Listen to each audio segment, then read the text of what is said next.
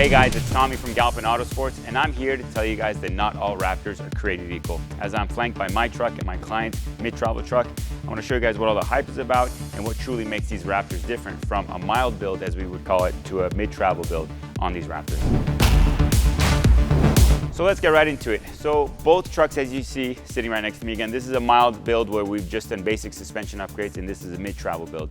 Common misconception, people might think if the truck's higher, it can actually do more or perform better off-road, but these two are examples to show you that's not necessarily the case. These trucks are almost dead even, a little bit off from each other's height, and this truck will absolutely dominate over this truck off-road, meaning that if there's certain terrain that I could hit, let's say going 30, maybe to 40 with this truck can probably do it easily at 60, 65, if not a little bit faster, but height necessarily doesn't dictate that. What dictates that is the amount of suspension travel you have and how much these wheels and the suspension can articulate underneath these fenders.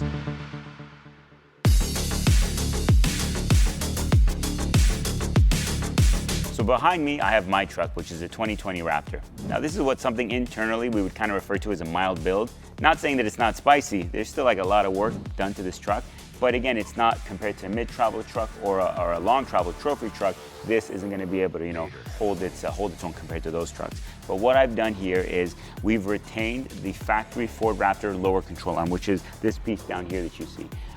Ford engineers did a very good job, in my opinion, of designing that part, and it can hold up and put up with a lot of stress and strain off-road. So we kept that part on my truck. And by doing so, the wheel doesn't really get pushed out any further. It stays in that original position. What we did is the black coilover shock that you see, I went to Fox Racing, and Fox Racing set me up with a set of 3.0 coilover shocks up front that have a reservoir, so a bypass reservoir that has additional fluid cycling through it. And we went over to SVC, and the guys over at SVC set us up with some billet upper control arms. And those upper control arms give you the ability to get a little bit more droop out of the suspension, so you gain more suspension travel, while again fortifying that part. So the billet aluminum upper is much stronger because they use heavier duty hardware than what the factory would. Rounding out the front end, that's pretty much all I've done. But again, this truck ends up being a little bit more capable than a stock Raptor, but when we compare it to a mid-travel Raptor, it's completely different. Let's go check out the mid-travel kit now.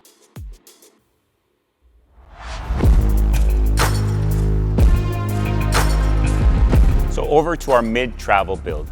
On a mid-travel build, right off the bat, you can see main differences between what I just showed you. On this build, we do a SVC supplied lower control arm. Now that lower control arm, again, it's the first key to the puzzle, if you will. So this lower control arm is longer than what the factory one is, so it pushes this wheel further out in order to achieve more suspension travel, because that's the name of the game, being able to have that wheel travel more in that wheel well in order to absorb more terrain that's being thrown at it. So the lower control arm is box steel, and it's much beefier in construction, and it's more robust than what you see on the factory unit. You have two shocks now. You have the primary coilover shock that a stock Raptor would as well. And then you have a secondary bypass shock. Again, those two shocks work in unison with one another. When a hard hit comes through, they absorb the impact and don't allow it to go through the vehicle or its occupants, allow the vehicle to get off trail. It keeps it on trail and absorbs what's being thrown at it. Additionally, you have an upper control arm, again, that is bigger and more robust, that allows for both shocks to work around it, and again, the vehicle to cycle the suspension. You have tie rods that get added on. So these tie rods go from the wheel into the actual steering, into the steering rack, and then the tie rods again are beefier than what the factory one would be. So when you're getting hit with terrain and the wheel's pushing left and right, it's not going to bend the factory tie rod. And those tie rods are made out of billet aluminum as well. And lastly, the upright or the spindle. So you have the lower control arm, you have an upper control arm. What connects them that the wheel's attached to is the upright or the spindle. People call it different things. And that again is fully welded steel. It's all made to be much more robust than the factory one, because again, if you're really pushing these trucks hard, these are the components, the ones that I just mentioned, that would fail in that scenario. And this allows you to push the truck harder, have more available travel, and overall just have a badass truck that can take anything you throw at it. So I mentioned earlier that the lower control arm and the front suspension pushes the wheel further out. Now I'm going to show you what we have to do up top as far as the body goes to compensate for that and allow that wheel to go up and down without damaging anything. Following up on what I was mentioning about the fenders, even when you look at this truck over here, in order to run 37-inch tires on these Raptors, factory fenders are not going to be happy. Meaning if you jump the truck and use all the suspension travel, this tire will push up into this factory fender and bow it out or bulge it out, which is not what's ideal. So on this truck, we went with a set of Bowtech fenders that are not only cut higher, the opening's higher, and it's bulged out a little bit. But on this truck, since it's a mid-travel truck, the truck itself is much wider than a factory Raptor would be. So we went with an ADV fiberglass composite fender that comes out 2 inches and rises up 2 inches. Just for reference, factory Raptors come with 35-inch tires, unless you're looking at the new Gen 3s. The Gen 3 Raptors can be optioned out with a 37-inch tire, but just to show people, I know people think, hey, just throw a pair of 37s on and you're fine. If you're street crawling it or mall crawling it, you're absolutely fine. But if you plan on seeing dirt, 37s with stock fenders on Raptors is not a good combination. And ask me how I know, been there, done that. Now let's go to the back and let me show you what the difference is back there as well. So after wrapping up the front end and describing to you what the mid-travel kit consists of up there, we needed to address the rear. If the client were to only do the mid-travel suspension up front, the rear would look like this truck, which is a stock bedside, a stock axle, and this is how it would look and sit. This client wanted to make sure that the back end of the truck can keep up with the front end as far as taking in the terrain. So what we did is we went to Curry Enterprises and we ordered a custom-made axle. Now this axle is much beefier than the stock, and believe it or not, you can still bend the stock Raptor axle through the terrain that we go through. So this Curry axle is much more robust in that sense. It's wider, it's built with much stronger internals that are more race-oriented. And attached to the axles, what we did is we did 3.5 shocks. So the shocks are much beefier than what a stock Raptor would come to. And regularly, the Raptor's shock mounting point is right about this level. So figure like about waist high. So we cut through the bed, and with the help of a bed cage, we're able to mount the shocks about a foot higher, ultimately through the bed, which gives you more travel through the rear suspension. So now the rear of the truck can keep up with the travel on the front of the truck.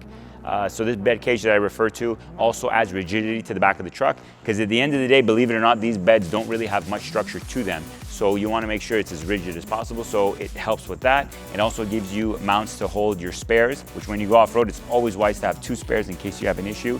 So this particular bed cage will let you store your jack, 2 spares, fuel, and stuff like that that you might need, in addition to being a mounting point for the shocks to tie into. And then lastly, you have again the oversized fender that allows all this to kind of take place underneath here and not damage any of the bodywork when it cycles. So you have a ADV rear bedside, which is again a 2-inch rise and 2-inch bulge that matches the front. And we go ahead and we take off the bed cap, cut this one and kind of graft this one into the factory bed, and do the paintwork and bodywork and finish it off just like this. So this truck took a few weeks to build in our shop, and once it was done, we wanted to make sure that it was tested and all the little things were sorted out before the customer hit the trail with it. We took this truck out to Barstow and dialed it in, as you will, and that's what we kind of call it, and gave it a shakedown test, which means that we took it through a section of whoops and terrain, and we visually from the outside, we looked at how the truck's handling it and taking in that terrain. And then as each pass it would make, we'd come back in and we make small adjustments on the shocks, whether the compression or the rebound or whatnot, and we would dial it in to make the truck handle properly, the terrain based on the weight that's in the truck and the setup of the truck. And this truck actually just got back from doing 5 days in Baja. So right after we did our test and tune, the client took it down to Mexico and did a trip, I think, down to Laredo and back. So this thing just got back. That's why it's a little bit dirty, but it had a great run down there. It did very well. The customer was very happy with its performance. And that's what we ultimately do this for, is we want to make sure our customers are happy and they come to us to build them their dream trucks or their dream vehicles. And this is an example of one of them. So another thing that I touched base on was performance adders. Once you put wheels and tires and extra weight on these trucks, you want to be able to make sure that the truck boogies down the trail and road just as it did before, even sometimes even better, and up the performance. We pride ourselves here at Galpin Auto Sports in providing street legal and carb legal performance adders. In the case of this truck, we have a frame cut front bumper from SVC that's meant to improve the approach angle of the vehicle. And by doing so, we had to take the stock mounted intercooler from the factory truck and move it up in front of the radiator, which we refer to in the industry as a front mounted intercooler. So we did that. We have a tune on it. And again, gearing even. So right off the hole when you're taking off, or even in off-road when you're taking off, sometimes when you add all this extra weight in the bigger tires, it throws off the vehicle's performance. So by upping the gearing to going to 410s on these trucks, you're able to keep that performance down off a dig. The one thing the gearing does kind of a negative for you is on the highway side. When you're at highway speeds, your revolution will be higher when you re-gear a truck to like 410s, for instance, in the sake of a Raptor. So here at Galpin Auto Sports, we're lucky enough to see a lot of these Raptors, so we've become experts in this line. But if you have a different make or model truck and you're interested in upgrades, send us an email, shoot us a DM, drop a comment below, and let us know what you think or what you want to do for any of your off-road needs. And until next time, we'll see you then.